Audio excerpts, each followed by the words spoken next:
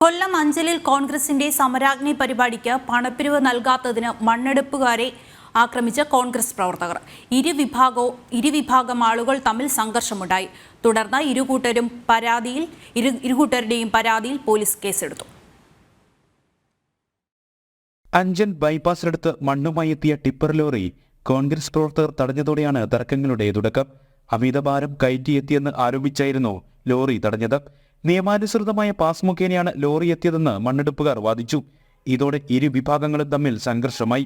ലോറിയുടെ ചില്ലുകൾ കോൺഗ്രസ് പ്രവർത്തകർ അടിച്ചു തകർത്തുവെന്ന് ടിപ്പർ ഉടമ പറയുന്നു.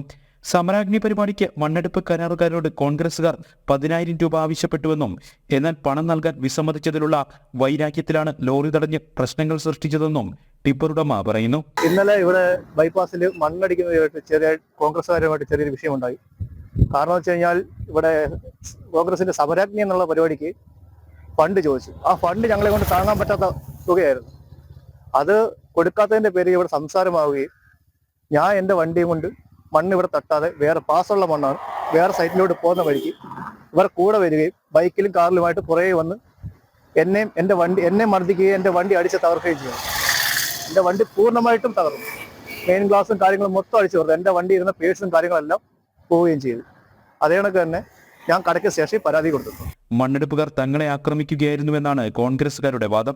പക്ഷേ ഈ വണ്ടി ഞങ്ങൾ നിർത്തിയിട്ടിരുന്ന വണ്ടി എന്നെ ഇടിച്ചു തെറിപ്പിച്ചുകൊണ്ട് വണ്ടി എടുത്തുകൊണ്ട് പോയി.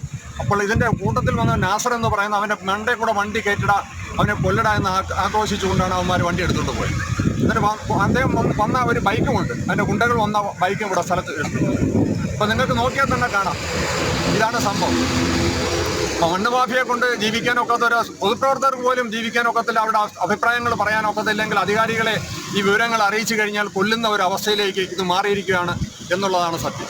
കോൺഗ്രസ് പ്രാദേശിക നേതാക്കൾക്കെതിരെ മണ്ണെടുപ്പ് കരാറുകാർ പോലീസിൽ പരാതി നൽകി.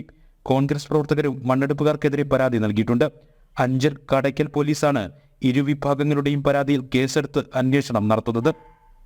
ജനം, കൊല്ലം.